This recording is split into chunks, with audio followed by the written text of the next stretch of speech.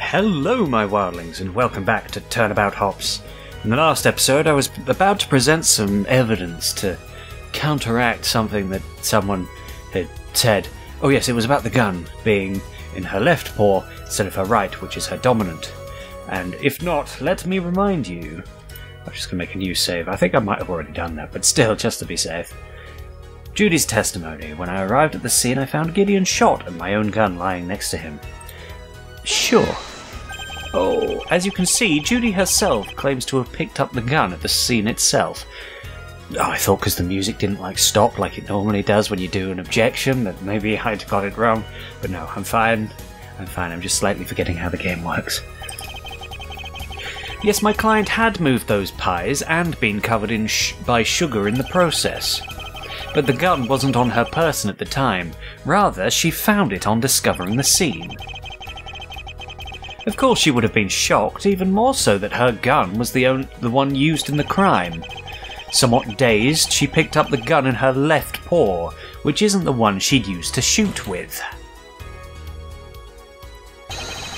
And that interaction is when the sugar transferred to the gun. I didn't read that fast enough because I forgot how to read. You are basing your assumption purely on the fact that she was filmed with the gun in her left paw, when in actual fact there are other explanations in play.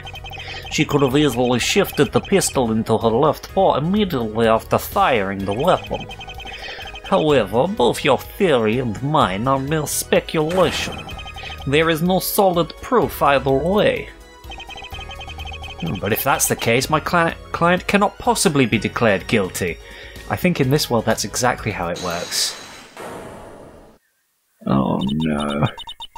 Oh, how the gun came to be in the wrong paw is, in the end, irrelevant. Agent Sky? I wouldn't call it irrelevant. The circumstances could tell us if she fired the weapon or not.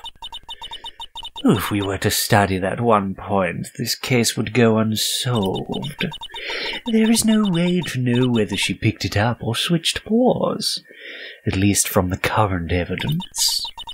The defense claims one thing and the prosecution claims another, and so to see which holds more weight, we must tackle it from a different angle. Yes, the angle that I want you to look at it at, because that's my angle and the one I want. The witness is correct. A single piece of evidence does not make a case. A performance is only good as the sum of its parts, and the footage is but one. I don't like the sound of this. Yeah, me neither. In that case, is there something else that points towards the defendant's guilt? Indeed there is, Your Honour. We were thorough.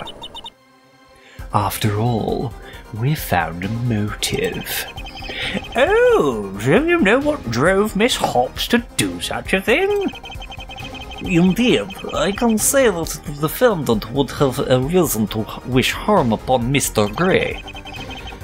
Oh, why am I feeling faint all of a sudden?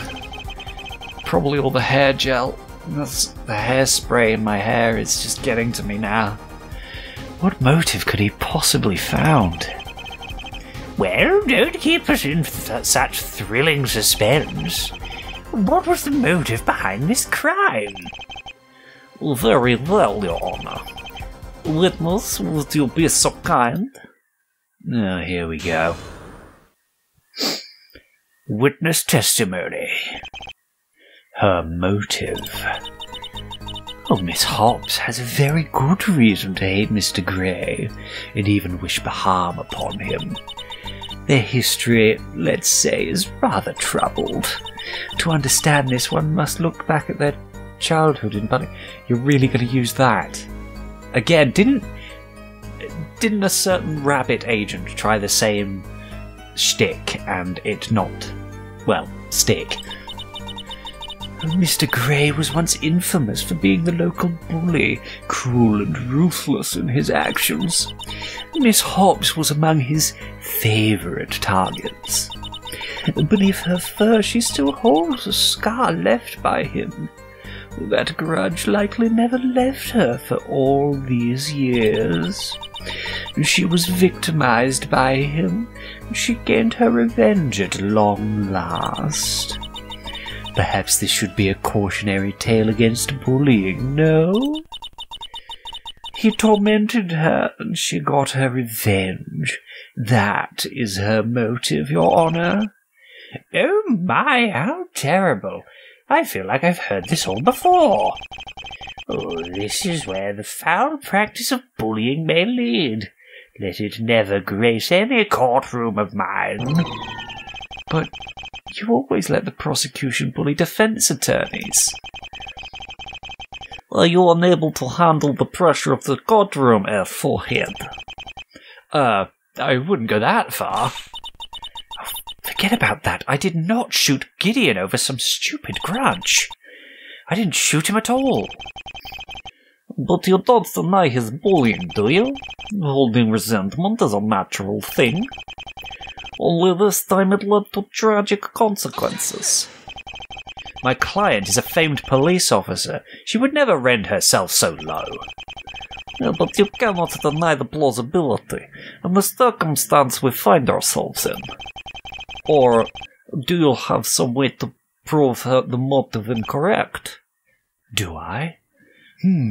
I wonder. Do I? Yeah, I do. I'd better hope so. Cross-examination. Her motive. Miss Hobbs had a very good reason to hate Mr. Grey, and even wish harm upon him. History, let's say, is rather troubled. Childhood. Infamous local bully. Miss Hobbs' favourite targets beneath her fur. That grudge likely never left her. Ooh, is it that likely though? Because according to this little incident file, Defendant Gideon Gray, defence team Phoenix and Judith Hobbs. Mr. Gray was cleared of all charges. David Koala Bell instead being convicted. The defence, Judith Hobbs in particular, heavily contested the motive and claimed Mr. Gray had changed his attitude since he was a child. Present. Now hold on, that just doesn't add up. Doesn't add up? What are you getting at, Mr. Justice?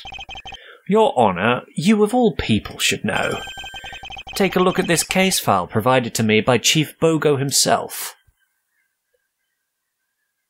Yes, I'm reading it with my eyes closed. Absolutely, I wasn't napping at all. Yes, I do recall the case. But what could it have to do with it here and now?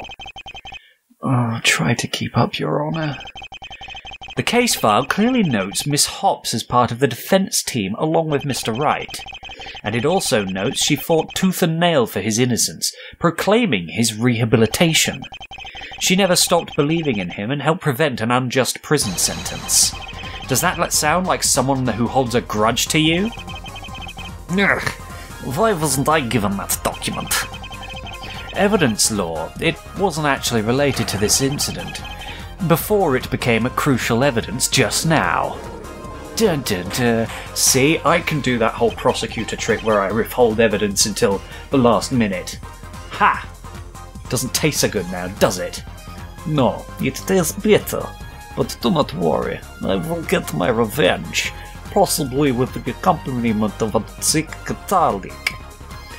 My word, you're absolutely right. Her previous actions show she let go of any grudge long ago, and holds the complete opposite view. Well, well. I guess I cannot deny that point. Not bad, Mr. Justice. An actual compliment. Thank you. She's complimenting me? Oh, here it comes. Can't say I was expecting that, at all. This file blows away the whole supposed motive. My client's actions during the SB2 incident showed that she had forgiven Mr. Gray a long time ago, and yet the prosecution claims that a grudge is her motive.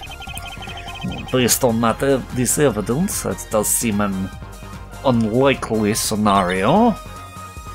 Way to go, Apollo. Thanks. Now let's bring this home. It all transpired as my client said it did. She only discovered the scene. Her arrest was a complete misunderstanding.